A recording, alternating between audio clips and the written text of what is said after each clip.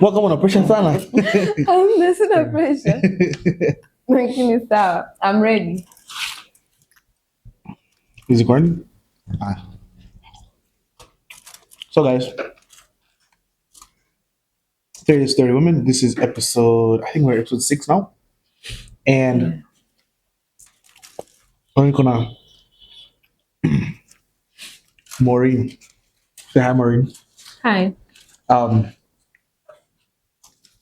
Actually, it's good that you introduce yourself, tell the people who you are, what you do, majina unajulikana nayo, ili, tukujue. Okay. Hi again. Hi, what time? Well, my name is Maureen, or Momo, but most people call me You People. I'm a content creator, storyteller, and a media personnel. Is it personnel or personality? Personality. Huh? Media personality. Personality. Mm-hmm. Media personality. Yeah. Is that it? Yeah. How many It. Nothing else. Nothing else. All right. How did the name You People come about? So, I know. I think it come from what I remember. It's how you start every video. How? No. Okay. You People came from a comment actually. Name to Ali comment. Okay. I used to say this word a lot, lakini kwa sijui kama I say it a lot. Until mtu aliniambia kwenye comments, unajua nini unasema sana neno You People. How about tujiite You People? So I was like, you know what?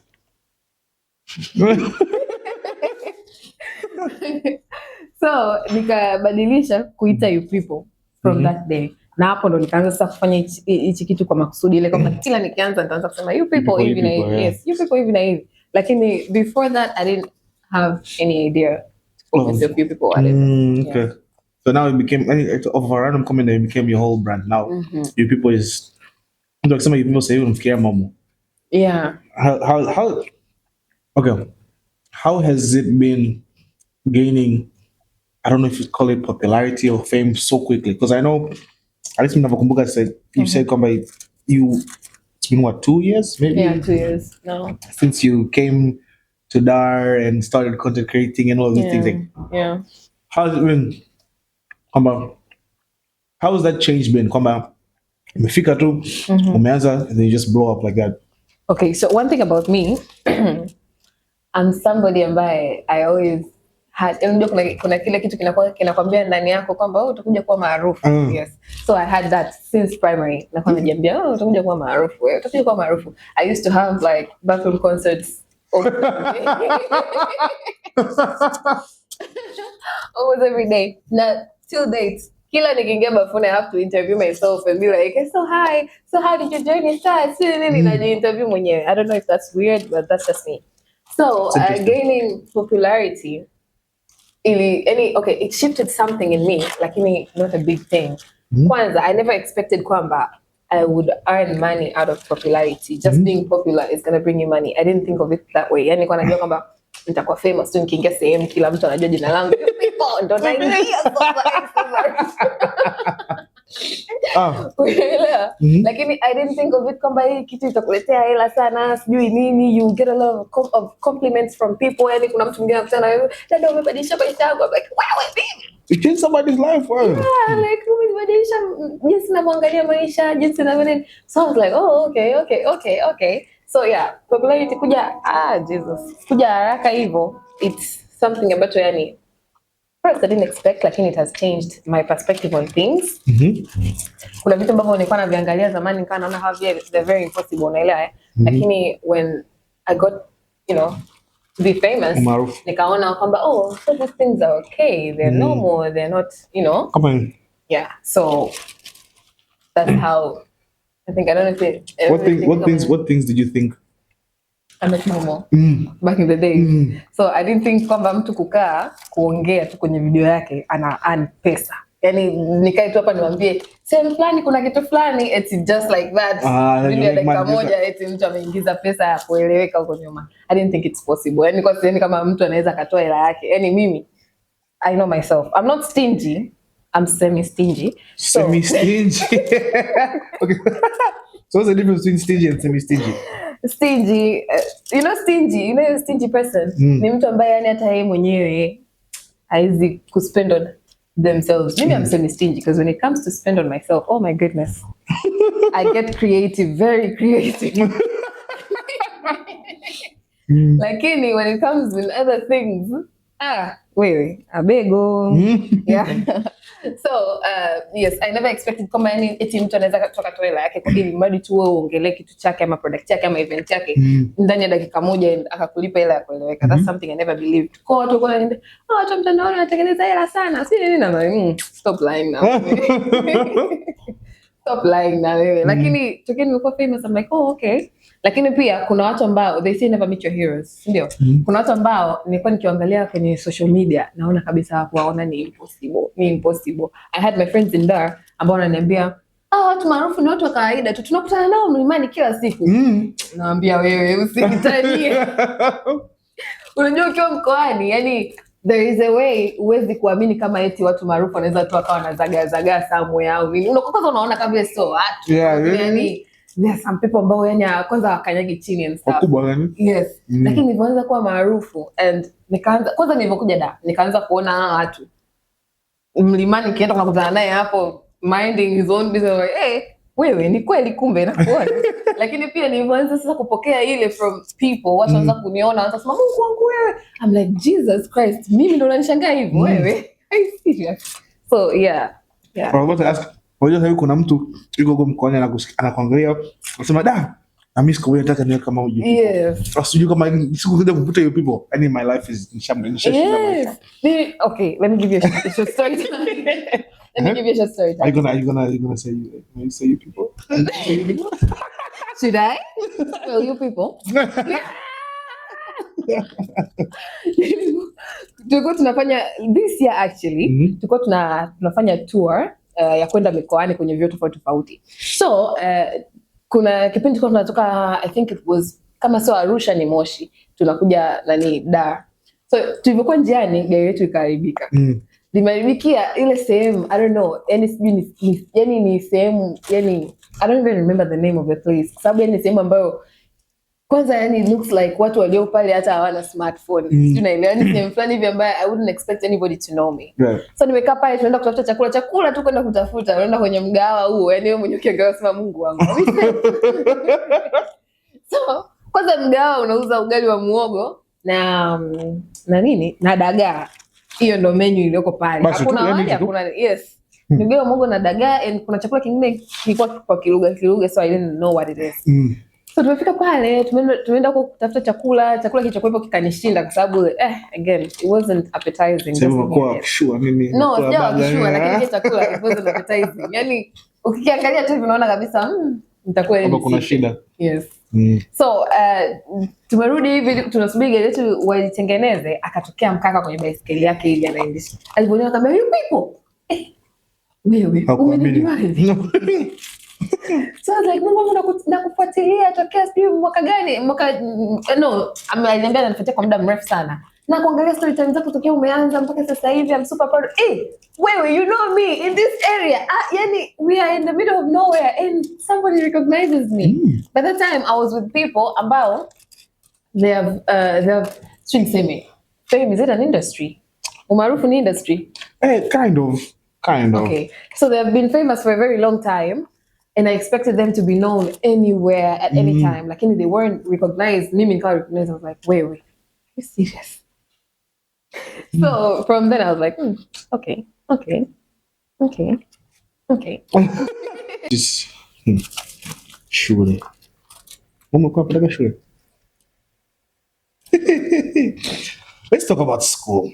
How was life for you in school? Because everybody said you've been thinking about to shule. Yes. So tell us about exactly school. Why nilikuwa nafikiria umaarufu nikiwa shule. Kwa nini? It should be a red flag for a student. I'm not gonna lie, I don't know. My mom watches everything I do, so she's going to see this. I don't want to break my mom's heart. But no, I didn't like school like that. I liked it, just not like that. Your mom didn't go up in shule? Chakula na break time.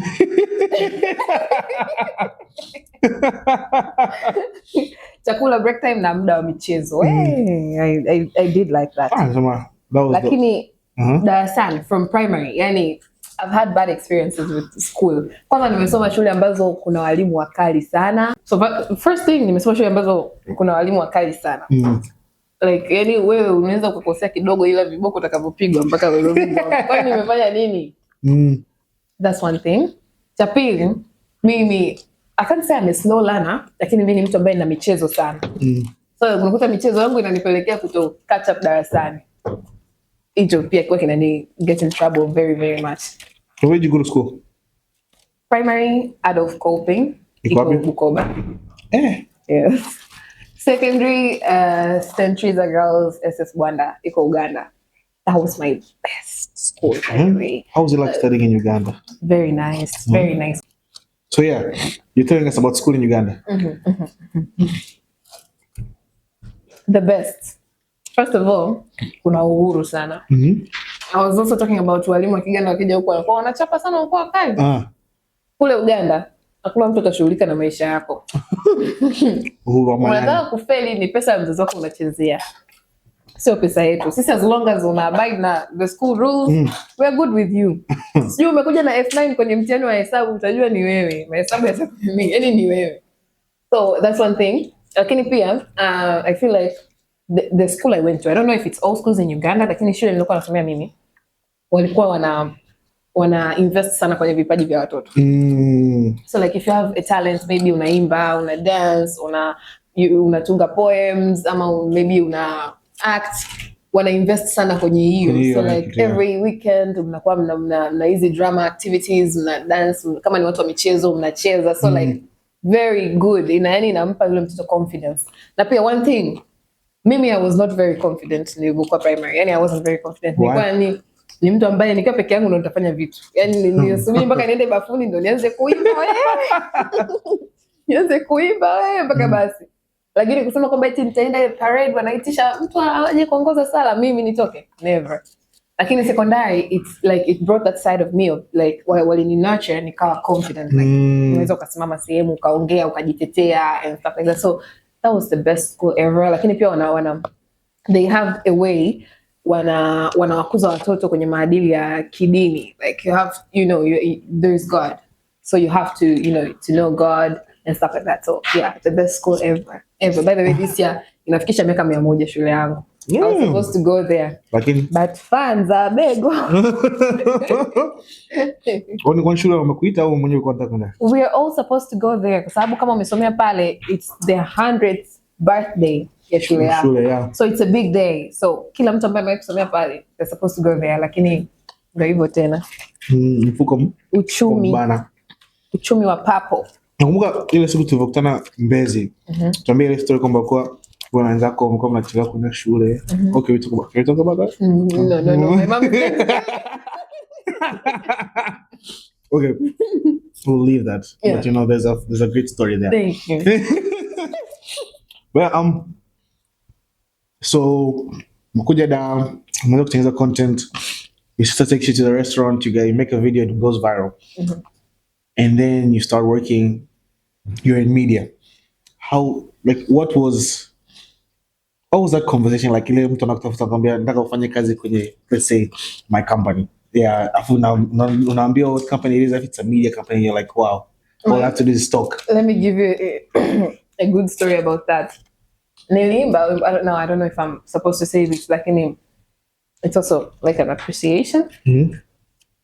Nilifanya video ya Mawasama, ya ngoma Mawasama. Ile I wanna close my eyes. Yeah.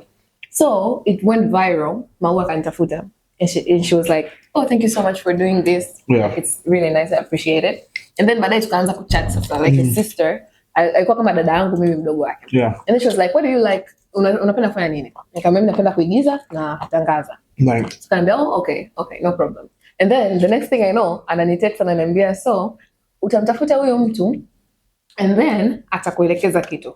Yule mtu alikuwa ni mtu ambaye ni boss Crown Media.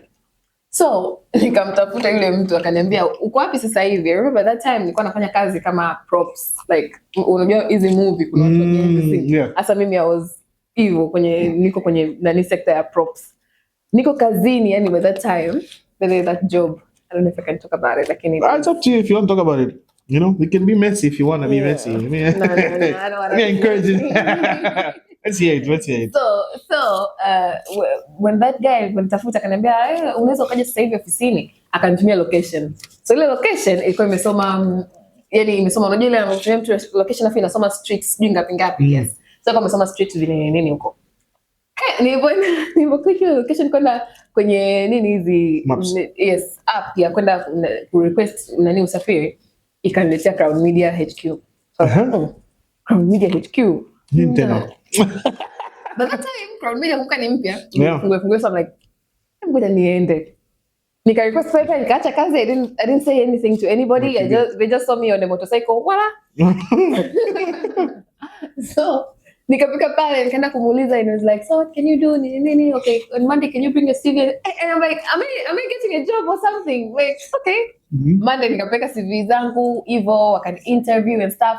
And the next thing I know, you can start reporting at work next week. I'm like, mimi nimepata kazi. I didn't believe it. Like, it was very surreal. Ni kitu ambacho yani sikutegemea kitokee, lakini it happened. I was like, oh my goodness, God, thank you. So has it been fun? Yeah. Okay.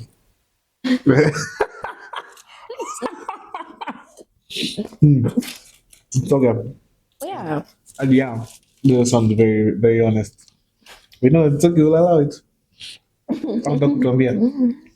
Yeah. I mean, nimesoma journalism and mass communication chuo. Really? Yeah. Oh. So this was actually me in my field. Kitu nilichokisomea. Was it nice? Yes. Maybe mimi ndo nimezingua. I don't know. Lakini I know sijazingua sana. But it's so good. So good. Yeah. Are you introverted or extroverted? Very, very, very, very introvert. You don't like being around people?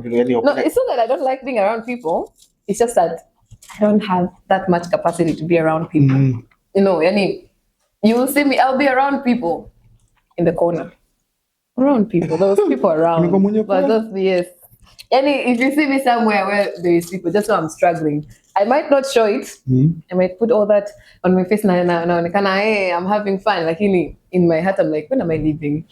What time is it? Can I get out of here? Like, please.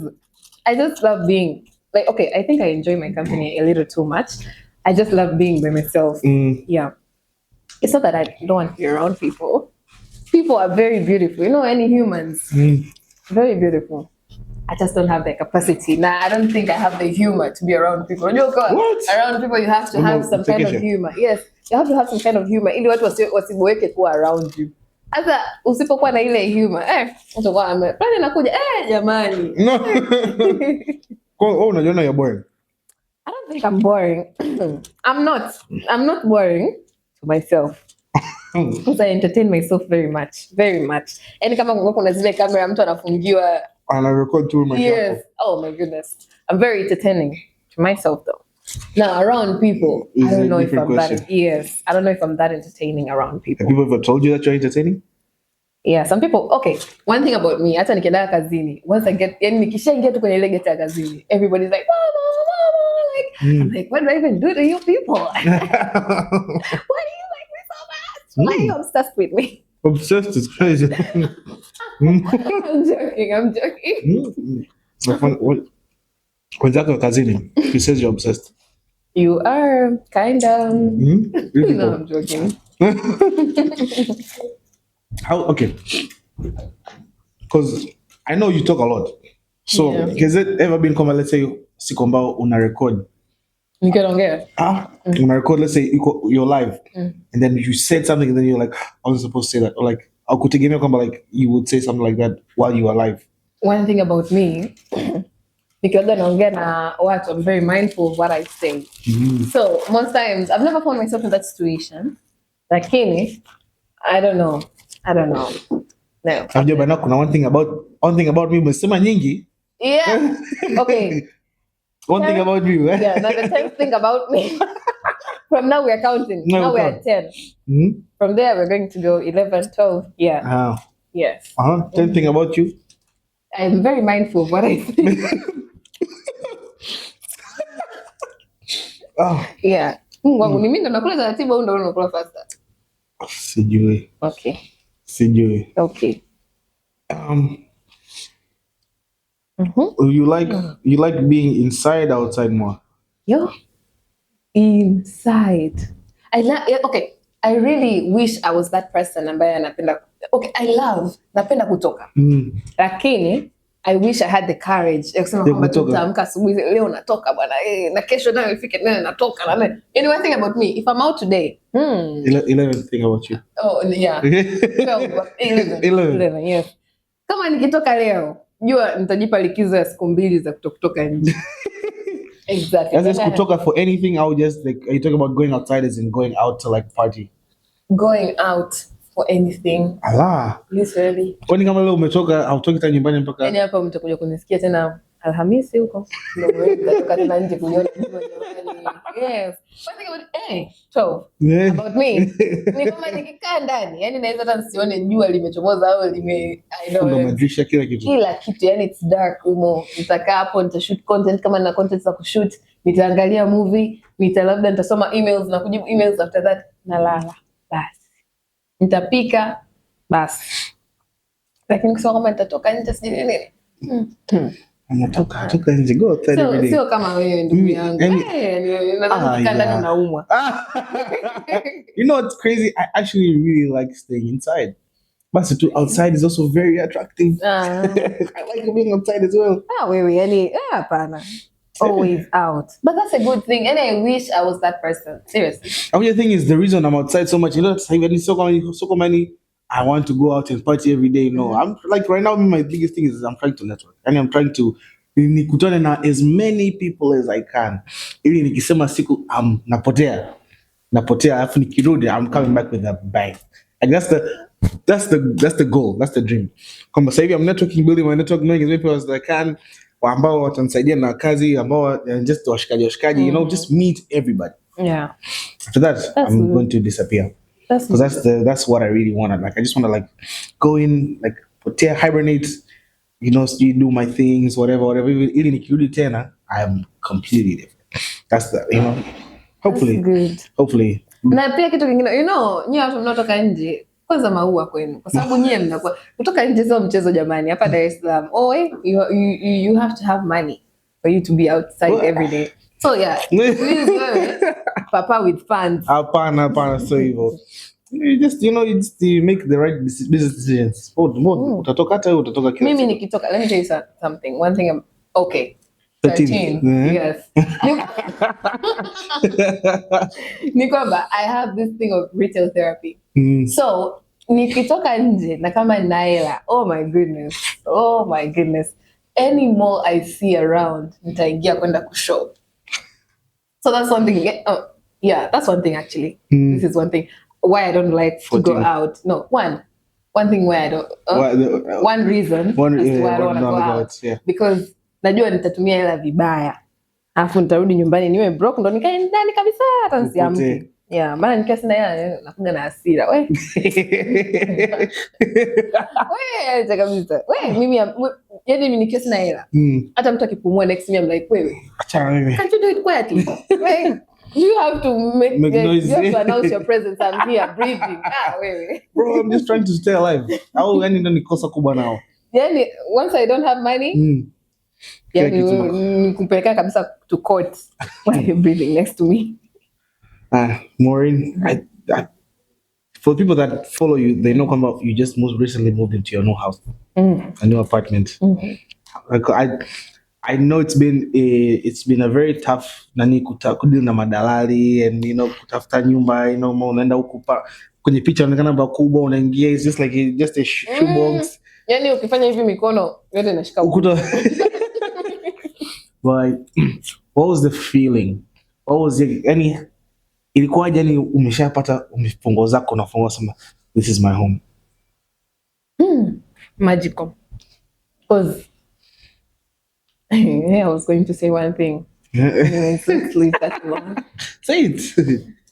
Mimi ni mtu ambaye sikutegemea kama nitapata kwangu ndani ya mwaka mmoja na nusu in Dar, unaelewa eh? Yeah. Kwa watu ambao tumetokea mikoani, we know this. Dar es Salaam, it's like a big city ambayo kwanza kama hauna mtu unaifahamu Dar, usiende. Utateseka. Yes, utateseka, usiende. Cha pili, kama hauna a proper job pia usiende. Yaani nini kinakupeleka Dar kama hauna sababu ya kwenda Dar? That's one thing. Mimi ni mtu ambaye nilikuja Dar bila sababu ya kuja Dar. Okay, nilikuwa naenda kutafuta kazi na naenda kukaa kwa dada yangu, lakini I didn't have like ile faith kwamba okay, nimeitwa Dar kwa sababu ya kazi. Yeah. Ndio nimekuja kutafuta. Kwa kuna kupata na kukosa. So seeing me entering my own house at that moment, I was like, Mungu wangu, mama, I made it. Kwa sababu yani, what? Mimi nimepata kwangu. Mimi I never like kuna mimi nasema I never experienced. Yes. Yeah, lakini pia when no 14th thing. 14th thing. Yes. Ni kwamba sikutegemea nitapata ile nyumba niliyoipata kwa budget niliyokuwa nayo. Yes, that's something else pia. Kwa sababu nilivyokuwa natafuta, hata kama ukiangalia ile video yangu ambayo nilikuwa naonyesha madai na manani, kuna mtu mpaka akaniambia, "Kwani wewe una shilingi ngapi? Mbona nyumba zako wanakupeka nyumba za ajabu sana?" Because mimi yani nilikuwa nataka kitu kizuri afu na budget ndogo. Yani the audacity. Nilikuwa nataka kitu kizuri kwa bei nafuu. Sasa watu wakosha nikachata tamaa. Hata dalali wangu mwenyewe ananiambia, "Dada, kwa hiyo bei upati kabisa." I was like, tutapata tu. I have time. Nitasubiri mpaka tupate. Alhamdulillah tukapata. Ukwani mtoto alikuwa anakaa kwa sister? Yeah. Kwa anakaa kwa dada yangu. Shout out to my sister. Shout out. Yeah. Big sister. You're the best in the world. The best. Last question. Last. I hope so. Okay. Malizia yako na mimi na ya kwangu. Outside of, I think I've asked everybody that's been on this. Yeah. Outside of, the Momo, the people that people see kwenye simu zao, kwenye wanaosikia kwenye radio, wanaona kwenye TV. Yeah. Who is Momo? Oh my God. Okay. Momo is, oh my goodness. Momo is just a girl. No, I'm kidding. Lakini Momo is a girl ambaye, first of all, very religious. Ndio, yeah, very. Yani, ni Mungu. Yani, Mungu first. Right. Yeah. Lakini pia Momo is a girl ambaye nina a lot of expectations. That's why I love staying away from people. It's because I'm a girl who has a lot of expectations from life. Like, not just life, people, like whatever. So sometimes my expectations catch up with me, and yeah.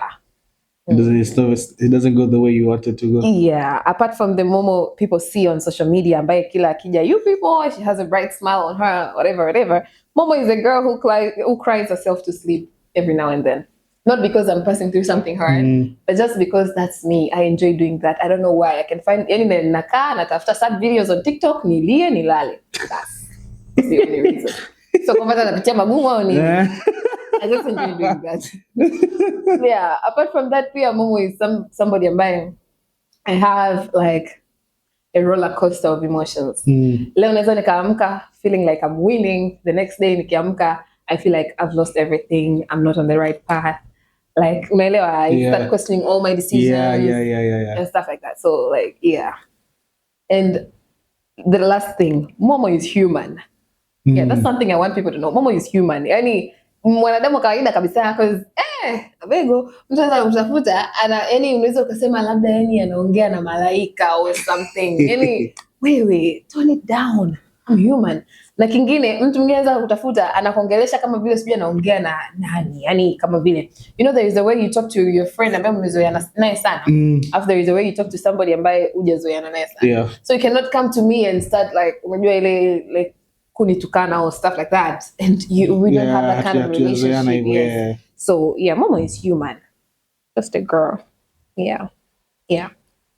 Now ask your questions. Now my questions. My questions. You see, with your questions, you've played it very safe. With my questions, I don't know. It's okay.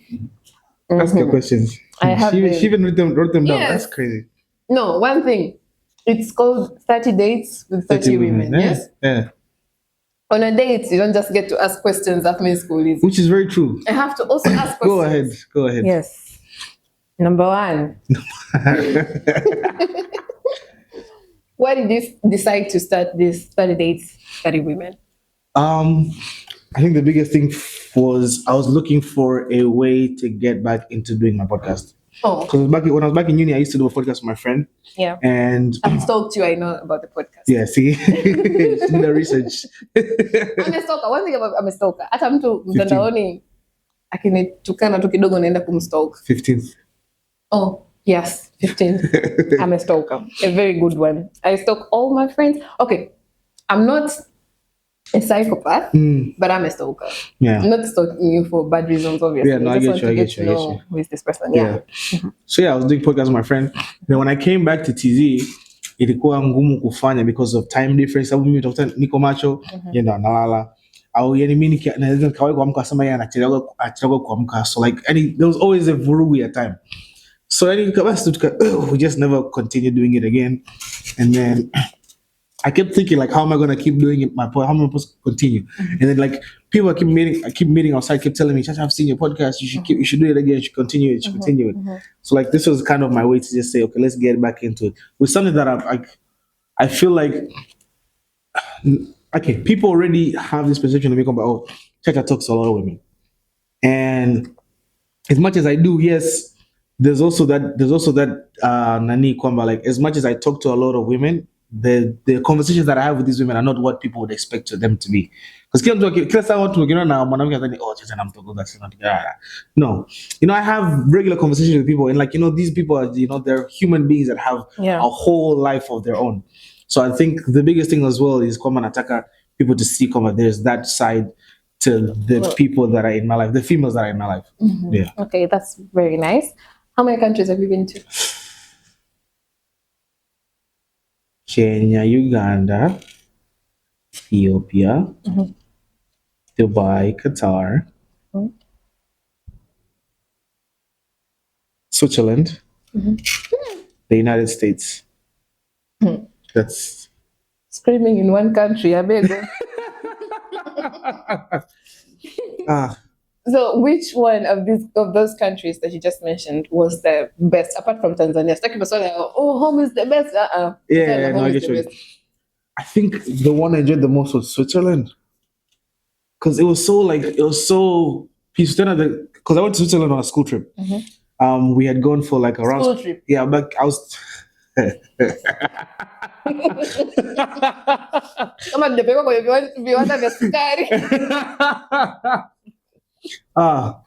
So back in the school that I used to go to, we were part of this organization of schools around the world called Round Square.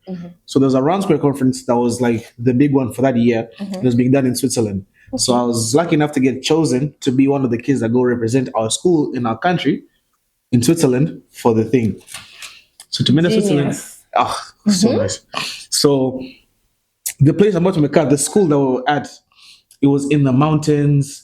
And like, just waking up like in Makonmala by the window. So like when I wake up in the morning, I see the mountains. Like they were so green, it was so peaceful. I just enjoyed being in like that space. I think it was just very peaceful for me. And if I could go back, I'd go back again. That's nice. Okay. Okay. What is the one thing that most people always think about you that isn't true? That I'm an asshole. Yeah. Really? Yeah. There's a lot of people that have. That of you? Yeah. There's a lot of people that I've met that don't know me. Are like, Chacha's an asshole. Or like they've just heard that come back. Or like there's because the thing is, I don't spend energy denying rumors. Oh, okay. So like if there's a rumor about me and somebody asks me about it, I'll be like, oh yeah, I guess. So like because in my head it's like you've already made the decision that this is what you believe. So I'm not gonna spend my time trying to say, oh no, it's not like that. It was like this. It was like that. Now, especially for people that I don't know. I'm not gonna spend my time. So you're an asshole. Yes, I'm an asshole. If that's what you want. Wow. Yeah. I didn't think anybody could think that of you, because from what the other time nilivyokuona kule, you've always given me this like somebody that is very civilized, somebody that is very civilized. Civilized. Alafu mtu ambaye cool, unaelewa a cool person. You talk to anyone and everybody, So no, okay, okay. I don't know. I don't know what they see to see it that way. Anyways, what's the one thing you wish everybody should experience at least once in life? um,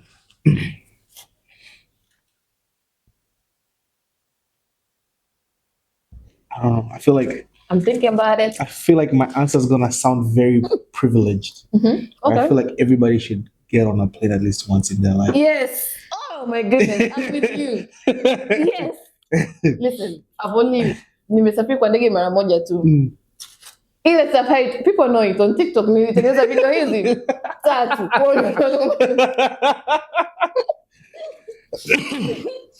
Nilipokuwa kule juu I was like, Mungu wangu. So this is how it feels. Haya, nilipofika huko nani because it took something like 1 hour kwenda nilikuwa naenda kutoka Dar kwenda Mwanza. Yeah. Lakini pia wanapitia Arusha.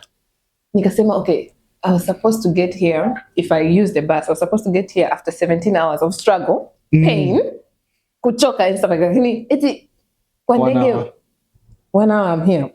Yes, I agree with you. Yeah, no, I love plane flights. I mean, I don't know why nice. it's just it's my favorite thing. It's so nice, so relaxing, so peaceful. Yeah. Yeah. If you haven't, okay, I know everybody that is going to watch this has been on a plane. I mean, you never know. If you haven't, just get on a plane, man. Plane. And umeweka meli? Yeah. Yes, na meli pia. Tena lipia ile nani VIP. Period. One thing I wish everybody gets to experience in this life ni kuishi peke yako. Try it. Yeah. 100% recommend. Yeah, that was very no nice. dad, no That was mom, so nice. No siblings, no sisters, no spouse, just you and you. Period. Okay. Next question. What does self-care look like to you? Okay. I'll phrase this in describing my perfect day because I feel like in my perfect day, I'll do all of basically. Okay. My perfect day is I wake up in the morning, from maybe 6 or 7. I go for 6 or 7. 6 or 7. Realistically, yeah, Because if I say 5, it's a lie. Yeah, even 6 or 7 to me is a lie. In my life, in my own life, not your. I know you do that. Like in the not regularly, but I try to because the thing is, I used to be very disciplined with my time. Yeah. Kuamka na kulala, and because I used to do I'll just take care of 6 7 a.m. I'll go to the gym, or for a run or to the gym workout. Then come back home, shower, shoot content kidogo if I have any content to do. Then just rest. I'll watch some anime. I'll read because I read a lot of comics and manga. I try reading novels, moja moja, but I'm a very visual person, so I like pictures. I like pop in my face, yeah. And then cook. I really love to cook. You cook. I love to cook. You know how to cook. I love. There is a difference between I love to loving to cook and knowing. I know how to cook. Okay. For the what people, can you cook? For the people that know me, they know I can cook. What can you cook? Just anything. I think the only thing I can't cook is makande. I don't like makande. Okay. Okay. That's what is the best dish you love to cook? Ukatuambia sushi, ukatusurprise hapo. No. I also can't make sushi. I would love to learn how to make sushi, but the knife skills for sushi is different. Mac and cheese. My favorite. Okay, so my favorite thing. I cook with my friend. I cook with my friend all the time. So I think my favorite thing that we've made was macaroni and cheese. Macaroni. Yeah, Okay. with pulled pork and then caramelized onions, and then we put the cheese on top. We'll put it back in the oven, and then let the top crisp up. And then because we're very fat, we also made burgers, and then ate mac and cheese and burgers, and it was the best day of my life. I think about that day all the time. Okay. It was the best day of my life. Oh, okay. Let's do that again. That's nice. You were still telling us about your self-care day. Yeah, self-care day. So cook, eat my food, spend some time with my family. So my little brother, my mom, my dad, bigger story. Because I don't really hang out with my family that much. Oh. I I'm barely home, and even when I am, like, everybody's doing their own thing. My mom will be in the living room on a direct TV or like on a Sally. My dad will be in the office and just in his computer, and he's not even around. My little brother is in the TV room, and I said he's just playing video games, and he's not dealing with anybody. And then me, I'll just be in my room. Like I said, I watch a lot of anime, so I'll be watching my anime and just chilling. About the anime part, I feel like, I don't know, inaweza ikawa ni stereotype tu nayo or whatever. Like, I feel like a lot of rich kids love anime. Any, First of all, I'm not a rich kid. I'm just a kid. God is seeing you, He's seeing me, yeah. I'm not a rich kid. With everything you're just from telling us there, describing literally a life of a rich kid. And now you're saying you're not a rich kid. It's a good thing. Okay, so my mom always told me this. We're not rich. We're just privileged. We're managing.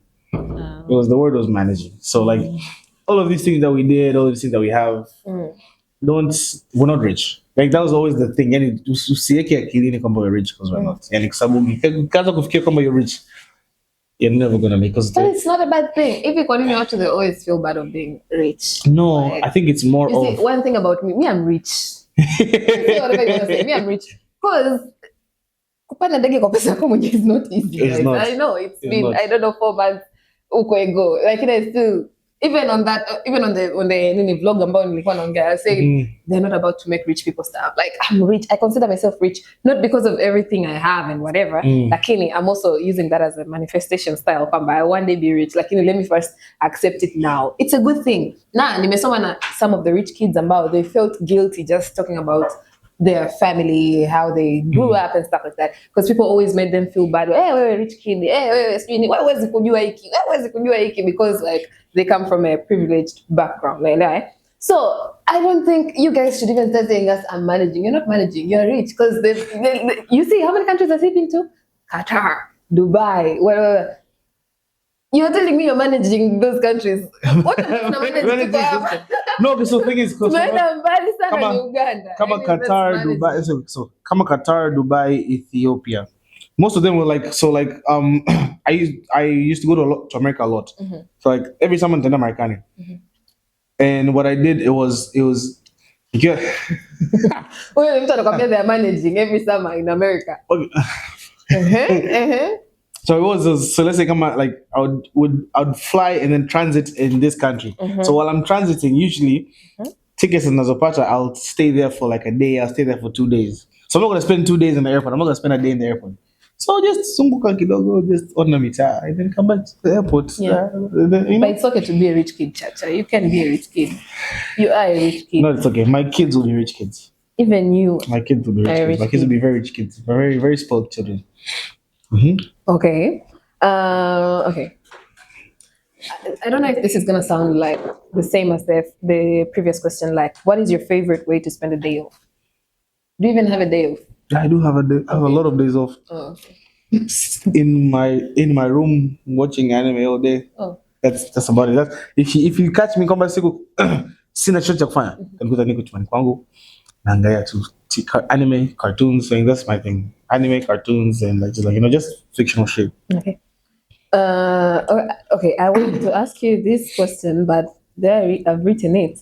Okay, I've written, do you have any hobby? But I know you have a hobby, so what is your hobby? Oh, hobbies. What are your hobbies? So yeah, anime, manga, basketball. Okay. Because love basketball. At some point in my life, I was 100% sure that I'll play professional basketball in America. That's also why I went to university in America. Because in my head, I was like, I'll play basketball, become professional, and go in the NBA. Didn't work out the way I wanted to. But, I still love basketball. I coach. I had the opportunity to be an assistant coach for the under-18 national team last year in Uganda for a tournament. And yeah, I try to involve myself in basketball as much as I can because it's my favorite sport. Okay. Yeah. Okay, I have this notion about Black Americans. I don't know if this is going to sound bad. People are very sensitive out here. Like, I have this notion. Sijui kwa sababu nimeangalia movie nyingi za Marekani and this is how movies now are portraying. Ngoja kabisa niongee kwa Kiswahili ili people should kuna ile namna ambavyo Wamarekani weusi wanaonekana kama ni watu ambao like athletic abilities zao ndo zinazowasaidia kuishi maisha mazuri. Yani kama mtu mweusi asipokuwa na athletic ability, kama vile anakuwa yani na maisha yako. Is it true? No, not really. Because okay, let's say from the American friends that I had, virtual. Sawa, they're athletic, but they hakubase maisha yao kwenye athletics. So, and I have a friend right now. He's at this big company in Cleveland where I went to school. He's one of the main like sponsors of our school and stuff like that. And he's working there. He started there working as HR. I think he's in their tech department now, and he's doing very well. And nothing about athletics or anything like that. But another friend, he's done a Mariziachuo. I think he's gonna go into business marketing as well. So kuna watu yani, sawa, there's the freak athletes, and a lot of them are black. But like, there's also like these down to earth people that are also black that are just regular guys that just do regular things like everybody else. Okay. Yeah. Okay. Next question. Okay.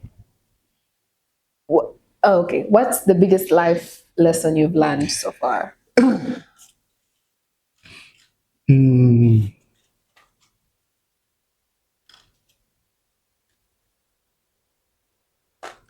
Sorry, boom. You've learned nothing. Okay, what? I'm trying. Okay, so how many lessons nyingi? Yeah, so I'm thinking like which one is the biggest one, because there's a lot of things you learn from living alone. There's a lot of things that you also learn from living alone in another country. Okay. You know what I'm saying? Oh wow. Okay. So let's say for example, like, because let's say ukiwa Bongo, let's say umetoka kama sasa hivi uko unaishi mwenyewe. Like let's say your sister's in Dar, let's say your family wako Tanzania. You have more leeway kusema yes, the security. Lakini sasa ukienda sasa nchi nyingine, hata sio Marekani, ukienda nchi nyingine, it's just you, yourself and you. Ukitumia lako vibaya imekula kwako. Ukifanya yani ukikosea, ukifukuzwa nyumba umekula kwako. And so you have to be very smart with the decisions that you make for your life, even financially, just like everyday life, stuff like that.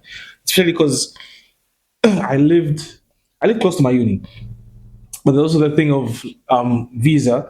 The Americani, your students, if you're not in school, you're not allowed to be in the country, according to the visa that I had. Because I had a student visa. Okay. So if you're not actively in school, ondoga. So now you're thinking, if I mess up, let's say get kicked out of school, I won't be allowed to live here. And so unaendaje kumwambia mako nimefukuzwa shule Marekani. You know what I'm saying? Yeah. Because now now anajui kuingia cost ya kurudisha Bongo. Yeah. Sasa ufike mpambane sasa, kwani umefukuzwa. So be smart financially, just be smart in general, like make the right decisions as much as you can have fun and do all of these things. Just be cautious with yourself and the people that you involve yourself around, because again, America, it's a very dangerous place, and there's some people that you might meet, you might think, oh, this guy is so cool, and then one day you guys are hanging out and then hey, you got shot. Oh yeah. Wow. Because it's a very real thing. Okay. Where did you put your thing? I just put it down. Okay. Haya, hii nyingine kabla sijasoma about America, na nitauliza kwa Kiswahili kwa sababu again I don't want people to come for me. Waga kuna ile okay, I have a friend ambaye anaishi Canada, lakini nadhani it's the same case hata kwa watu wanaoishi Marekani. Yupo kule. I always mimi ni mtu ambaye huyu ni rafiki yangu ambaye tunasaidiana sana. Yeah. So namwambiaga wewe huko umeenda umekaa, because he has been there for so long. Anaenda kule amekaa miaka 6 sasa, hajawahi kurudi huko nyumbani. Naambia umeenda huko umekaa hivyo, utakuta una familia yako huko na mwanamke wako mzungu umetupita na ukiwaambia, unaelewa Yeah. So one day he told me kwamba one thing I cannot do nikiwa huku ni kuwa na mwanamke mzungu. Yani siwezi, kwa sababu kwanza kuna namna walivyo, yani wenyewe ni watu ambao wanapenda sana masuala ya divorce. I'm not saying kwamba wanapenda, lakini something ambacho wanakitanguliza sana ndio alivyonielezea kwamba like ndio unaweza kaa naye leo, kesho kutwa afu akaja akaamka akamwambia mimi sitaki tena masuala, akaachana na hivyo. Alafu kuna ile kwamba unaweza ukawa na mwanamke mzungu, lakini kwa sababu wewe ni black hauna ile safety kwamba okay, I'm safe with this woman and whatever. So nataka nikuulize wewe ambaye umekuwepo kwa America, is it like wadada weupe wazungu ni kweli kwa sababu even kuna podcast ambayo niliona nani Yeah, yes unscripted. ukaulizwa na hiyo White girls clip or black imeenda girls? sana ukaulizwa white girls or black girls kama black girls so Yeah. like hichi ni kitu kwa sababu wakaka ambao wako Tanzania ni watu ambao yani sio wote lakini most of them wanapenda sana wazungu yani ile akipata mzungu utamuona hata kwenye social media anatamba, yes anatamba and yet nyinyi ambao mmeshakuwa huko na wazungu around ni watu ambao kama vile mna yani amuatake wazungu ni nini what is the secret? I think at least for me, I just never been attracted to white people, white women okay. specifically. But there's also ile kitu ya hamtaendana. There's the culture difference. Ambacho ni kikubwa. It's a very big thing. I feel like people ambacho hawajaelewa. Because let's say this white girl, let's say from America, from Cleveland, Ohio. Na wewe Mtanzania mbongo umelelewa Dar es Salaam Tanzania. Tegeta. Kuna Tegeta. Kuna vitu unafundishwa unavyokuwa by maisha ya hapa ambayo ni tofauti na yeye anajifunza na maisha ya kule. Yeah. Kama yeye hajawahi kuchapwa. Yeah. So umshazoea yani wewe umenyoka kwa sababu wewe umechapwa au umefundishwa na huyu hana hiyo kitu. Anamwambia staki, mnagombana, mnapigana. Something like like there's things that they just don't go together. The culture and then there's also this thing kama like watu kama hawajapenda. You grew up around black people your whole life. Yani every time I step aside all I'm seeing is black people. Labda sasa hivi da kuna wazungu wengi mko kama Arusha. You're like okay, now I'm seeing more and more white people. But you're attracted to what you're used to. If that makes sense. Okay. If that makes sense. So like if let's say every day I go outside I see this black woman or like just black women in general. That's in my head obviously that's gonna be like the beauty standard that I set in my head is already gonna be black women. Okay. And then from there so now like but it all falls under black women. Okay. Okay, hapo kwenye mwenye shepu. Hapo kwenye mwenye shepu nini for you like what are the niseme qualities ama values hapana utaanza kunipa masuala ambayo yako very politically hapa au yana akili timamu no what are the features you want on your girlfriend? I think okay I'll start with it because like I find a sense of humor very attractive. I like mtu ambaye anaweza nikacheka naye. Because the thing is I have a very messy sense of humor. I like a lot of dark jokes, dark humor. Humor. Wow. Come on. Kwani kama mtu let's say you're making a joke afu hanielewi. Yani okay, nikuulize wewe mwenye dark humor kwa sababu I feel like people with dark humor wanateseka sana. Siwezi kujiweka kwenye hiyo category kwa sababu nimejifunza kuwa very sensitive with what I speak. Kwa sababu wewe mtu mwenye dark humor, don't you find it hard kuongea na watu siku hizi because it has like haikuwa hivi katika zamani. Siku hizi everybody is sensitive. Kitu kidogo tu you don't say that. Yeah. I think not that deep. I think the friends that I have tumezoeana so like we all think very similarly and what we laugh at the same things, we talk about the same things, so like kama if my humor is dark then no like my friends they're the same or probably worse. Yeah. So you are still telling us about humor. Yeah. So like humor obviously I like somebody that's visually pretty. Doesn't have to I don't have an issue with height or like body type but like I just very visually I have to be attracted to you. I think that's the biggest thing. Okay. I was gonna ask you another question. Like, let me just keep that. just ask it. Because I know. Just ask it. We'll cut it out. No. No. I know it. Okay. Okay. What are some of the childhood dreams you had ambazo unahisi kwa sasa umezi accomplish ama unahisi zilikuwepo lakini as you grew up ukaanza kubadilisha and you look back unaona ndio nitaka kwa kitu fulani ama nitaka kufanya kitu fulani. As a kid the first thing I wanted to be was a police officer. A police nakumbuka kuna siku tell me why? I have a whole story. Okay. So I remember kulikuwa I think it was Independence Day. Alikuwa nafanya maonyesho ya uwanja wa Taifa. Nilikuwa naangalia TV with my parents. I think I was like maybe like 5, 6 years old. I'm looking at these things and they're doing all these things. You kwenye wanatoka kwenye ndege wa parachutes, you wanatembea na bunduki ni. In my head, I'm like, that's so cool. I want to be a police officer when I grow up. Kama mama kanaangalia, why are you sure? Because yeah, it's so interesting, it's so fun. I want to do it. Kasema, oh, okay, nitaona. Then after that, nikaona polisi uongo. Then I wanted to be a scientist. A scientist. Mm. Scientist unapataje hela? Mbona miaga sielewi? Because me, I've been never in my life. Okay, au ndo waga wanazindua madawa and stuff. Yeah. Okay, that's how they make money. Sababu I've never needed a scientist in my life ever, and I don't think I'll ever need a scientist in my life. Yeah. So how do these people make money? Oh yeah, what do they? Okay. So like, I want to be a scientist purely because we're gonna in cartoons, they're doing all of these cool things, mixing potions, making whatever. I was like, that's so cool. I want to be a scientist. So then after that, science ikawa ngumu shuleni. I was like, you know what? Me too. I want to be a pilot. Okay. Allah, I'm terrible at math. Yani math na mimi hatuelewani kabisa. Twins. We're having twins. Yani mwongelea science. Mimi yani Mungu wangu. Kile kitu ambacho unaona yani kitu noma zaidi nilichokuwa nafanya kwenye science sana chemistry, sababu chemistry ndio kuna a lot of mixing and stuff. Kitu noma zaidi nilichokuwa nafanya ni changing a litmus paper from red to blue, blue to red. Kwenye hesabu, bego. Yeah. And then after that, that's when I started going. That's when nikaanza secondary around that time. So I stopped thinking about science. Okay. And pilot and being a pilot. So then I started going into extracurriculars. So I was very active in sports. So clinical secondary, I played football, basketball, swimming, rugby. I did track and field. I was sprinting 100 meters. I was running the marathons and high jump and all of these things. I did a lot of sports. Very active human. So in my head, I was like, I'm gonna do something in sports. At the same time, I was in the drama department of the school. So I used to do a lot of acting in plays and stuff like that.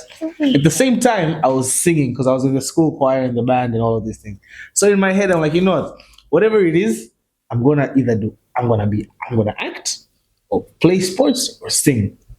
And then I reached a point, I remember I was so serious about singing. I remember I even told my cousin, she's a musician in the UK. Well, she studied music and now she's pursuing music as a career. I even told her, can you write me a song? And she wrote me a song, and I sang it. I just never recorded it. I have it in my phone. Okay. So I have a whole song. I just never did anything with it. So that was the goal. So I think at some point later on, I think I was like around 17, 16. Nonika look in and said, now all of these things are good, acting, singing, whatever, but basketball is the one. Okay. So I said, I want to play basketball. And I dedicated my life. I used to wake up nyumbani. Natoka Tegeta saa 11 kwenye daladala. Nafika uwanjani. Wait, Tegeta? Mungu wangu, kumbe nilivyosema Tegeta. Okay. Nafika uwanjani Ocean Road saa 12. Naanza mazoezi saa 12 mpaka saa 2. That was a private session na coach. Then from saa 2 mpaka saa 6 no session na the whole group, because we used to train like group zima pale uwanjani from 8 mpaka saa 5 hivi. So like imagine I come in, I do private session, namaliza, natoka pale nafanya mazoezi na kila mtu. So like I'm there from saa 12 asubuhi mpaka saa 6, sometimes mpaka saa 8 mchana. Mazoezi. I go home, nakula, nalala mpaka kesho yake. So my life was just basketball. Wow. And then I went to university and then nikaona kwamba as much as I am good, I'm not good enough. And at the stage of my life, at least for me, nilisema kwamba it feels like it's too late for me to say now I have to get better so I can catch up to these guys and stuff. What made you think you're not good enough? Is it because you met like other people that were better at that thing, or? It's just the skill level of the people there. Like hata mtu wa kawaida. Kuna watu wa kawaida, like, you look at them and they're like, this guy anajua. And like I'm still here, there's still some things that I can't do. As much as I'm good, I'm still not good enough. Yeah. So at least that's in my head. Then that's when I pivoted from. But you were good enough for Tanzania. Yeah. Okay. That's when I pivoted from basketball, nikaja business. So like business, marketing, entertainment. That's where I am now. Yeah. Okay. That's really nice. There was things that I used to spend money on. My protein. So like fish, beef, chicken, nini, what me I need some. My toilet paper. I used to make sure that I buy the best toilet paper. Because like, very delicate boy. Make sure I take care of myself. So I used to buy toilet paper, I used to buy wipes. And then food, just like food in general, like kwenye restaurants ambazo ziko karibu na shule, all this I used to spend so much money. And that's why that's why I used to go broke. That's sijui kwenda out, sijui bar clubs, sijui kunywa pombe nini, never. Hata kama mimi ambaye sinywi pombe, lakini sasa may spend my money on food and clothes. Nguo na chakula. And when I bought the Noctas, those Noctas that I have, they were what? It's like $240. I spent that money. Nikaangalia nikaiconvert nikasema du, huu ni mshahara wa mtu back home. Sitaki kufanya hivi tena. Mimi nguo na chakula. You spend mshahara wa mtu kwenye kiatu kipea moja ya kiatu. Isipokuwa nisikia vibaya unajua. Well, because you're mindful of your money. I felt so bad. I was like, damn, I'm not gonna do this again. Do you know how long that shoe is gonna last you? Like you're gonna yes. Kila ukivaa you feel like okay, na wewe navaa laki tano hapa watu wataonyesha kawaida. Yaani si unaelewa. Ila mimi hapa wanaisei kwenye nguo na chakula ni kwa sababu mimi I'm always very, yani when it comes kutafuta sale kwenye maduka makubwa niko very punctual. Very So yani kila nini ya numero 1 wakiwa na na sale utanikuta huko, naenda branch zote, naanzia Masaki, napata ya Mlimani, napata ya Joy Rotana. So like napata nguo nzuri at a price kwa bei nzuri, ambao of course sasa hivi nikienda hatakuwa na bei hiyo, lakini nikija kwenda baadaye nitakuta bei nzuri afu at a good price call. Good at bargain hunting. Is it recording? Hi, go ahead. Hi. Where did I end? Okay, yes. We're towards the end anyway. What is that one thing that has been normalized in our generation that you think is not normal? I don't want to say cheating because everybody fucking says that. That's boring. It's true. It is, but like, there's a lot of things. There's a lot of being overly sensitive. To the Yongelea, being sensitive. Man. So I understand, like, there's some things that are offensive that people shouldn't say. Yeah. But there's everything makes you mad. I don't know why. Don't say that. It's rude. We didn't grow up like that. Come on. We used to watch, we used to see things that could. And this is why there's some things, some shows, cartoons. If that show aired right now, it would have never been any single show right now. But like we used to love these things growing up, watching the Chacha, because the thing is, you understand, it's just a fucking joke. So I don't know. Maybe I was in school. Mimi shule nosomea ni kwamba people used to joke even on disabled people. Imagine, yani mtu kabisa unaona this is a disability. They didn't choose to be this way. Lakini watu wanaanza kufanya utani and people would laugh and that person wouldn't take any offense. Sasa hivi, just calling somebody fat. They really are fat. Lakini that's very offensive. You're being rude. What is wrong with being fat? That's the thing. I was like, okay, fine. Question. Do you think it's wrong to call somebody fat? Because Mimi, if you see me and you think I'm fat, you call me fat. Sawa, tunakubaliana nasema sawa, asante kwa ushauri wako. I will go to the gym nitapunguza kilo. Basi maisha nenda. And if you make a joke about it, you make a joke about it. Yeah, and it's not that deep. Anyways, like they shouldn't come for us now and be like, hey, no, they're talking about fat people. Hey, we're also fat. Me, I'm also fat. I'm not fat, nigga. Anyways, mbele mimi nadhani nikienda wapi Korea au China.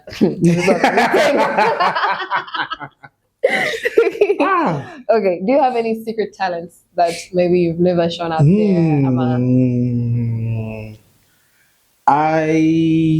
I used to be in a dance group, so I guess my secret talent would be I can dance. Okay. Yeah, so back in school, back in St. Cons, I used to be and my friend who she's a professional dancer right now, she dances in France. So we used to just dance around with her.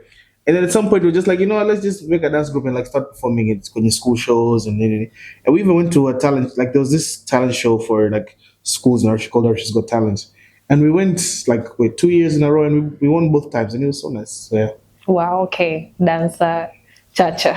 Yeah, you never see me Chacha the dancing dancer. again. Okay. You never By the see way, me I dance. wanted to add something kwenye hicho kitu ambacho Uh-huh. imekuwa normalized nowadays, afu not normal. Uh-huh. Nini, star signs. Okay, stars, I get it kwa watu ambao wana star signs sijui nini, I lakini it's getting extra.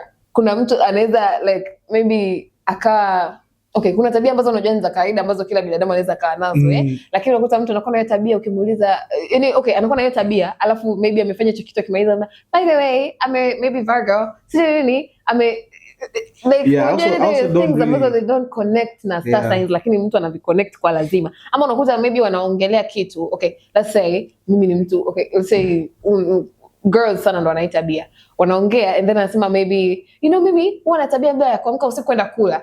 Me too girl, I used to be a Libra, I am a Libra. No. You just don't have control.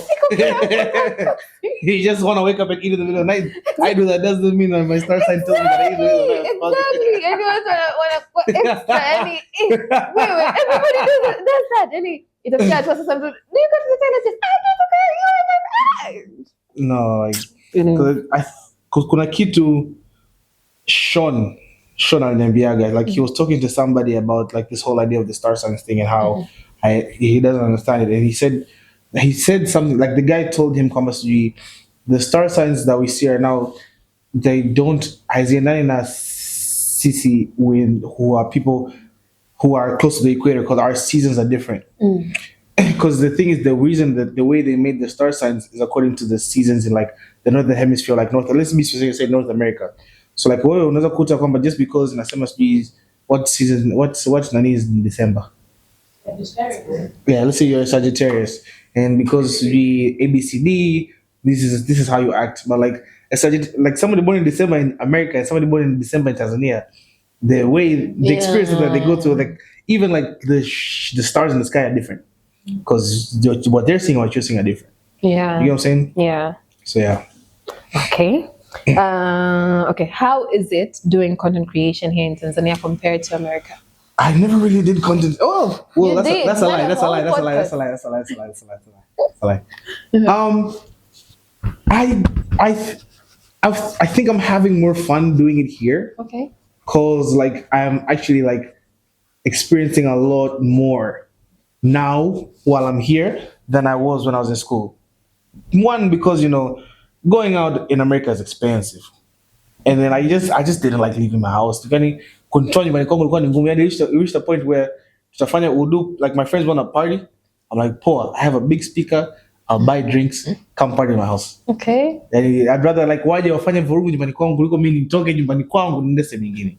Because like I was just comfortable in my place. But like now, as much as I'm comfortable at home, I also am enjoying going outside and experiencing different things every day. Okay. And meeting people. I think that's the biggest thing. Because cool and starting out to like in Takana, my friends, Mariza and party with my friends, check on my friends, go home. Even when we went out to party, we didn't go party and then meet no people. Like it was very unless it was me and my friend Vic, the one I did the podcast with. Mm-hmm. He was the one that we could say, okay, Sal, let's go talk to new people.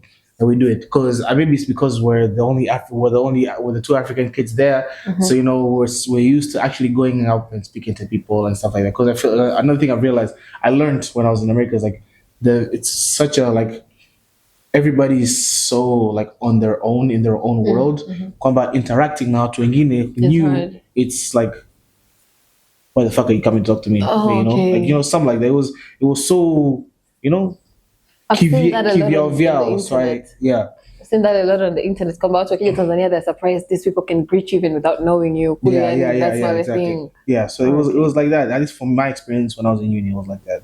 Okay, so you enjoy content creation in Tanzania? Yeah, it's fun. It's fun. And the payments in Tanzania and you see, like here, it's easier because I think it's easier to get recognized here.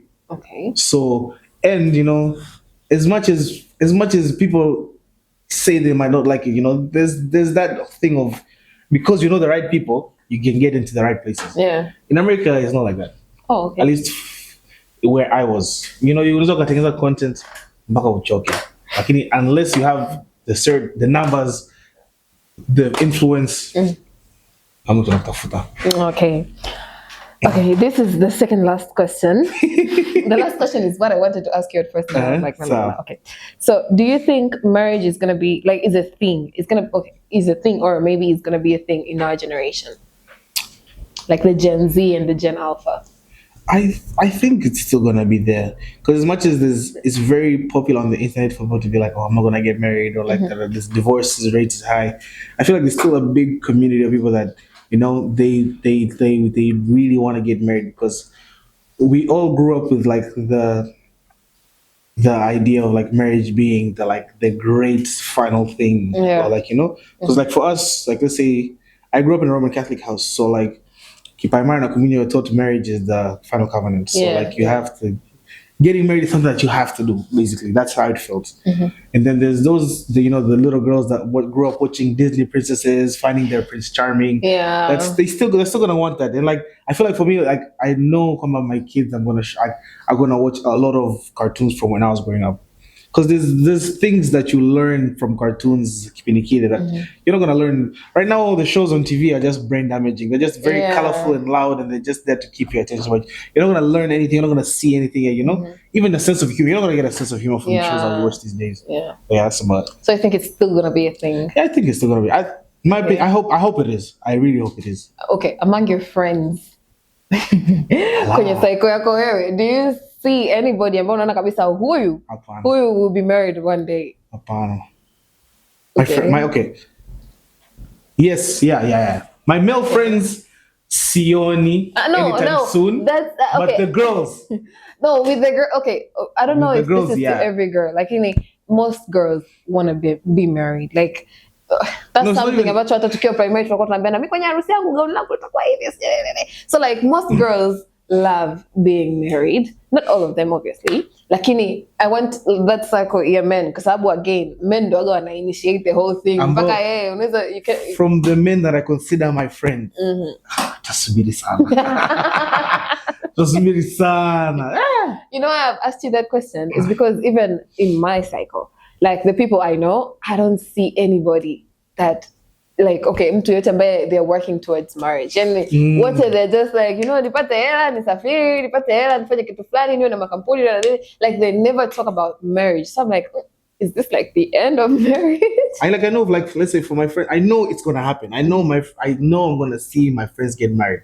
When that is, yeah, I know. Okay, this last question. I still don't know if I should ask it anyway. So, the idea, Uliza, why did you start this? I also wanted to know, is your girlfriend okay with the 30 dates, 30 women? Because again, going on 30 dates with different women is like, okay, kind of. So I saw somebody asking you on the comment section saying, why do you want to do this? It's because of Yeah. the other one. So I was like, okay, how does your girlfriend feel about this? Like in this again, I think she's okay. I think she's okay with this. So that was the question. Yeah. You don't have to answer it. Thank you. Bye. That was us. 30 dates, 30 women. This is boring. This is Chacha.